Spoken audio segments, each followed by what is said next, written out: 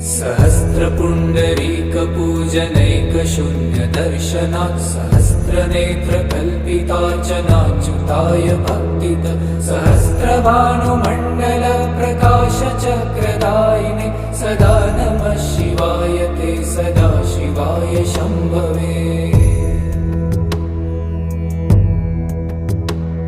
रसारथाय रम्यपत्रभृद्रथाङ्गपाणये रसाधरेन्द्रचापशिञ्जिनिकृतानिलाशिने स्वसारथीकृताजनुन्नवेदरूपभाजिने सदा नमः शिवाय ते सदा शिवाय शम्भवे।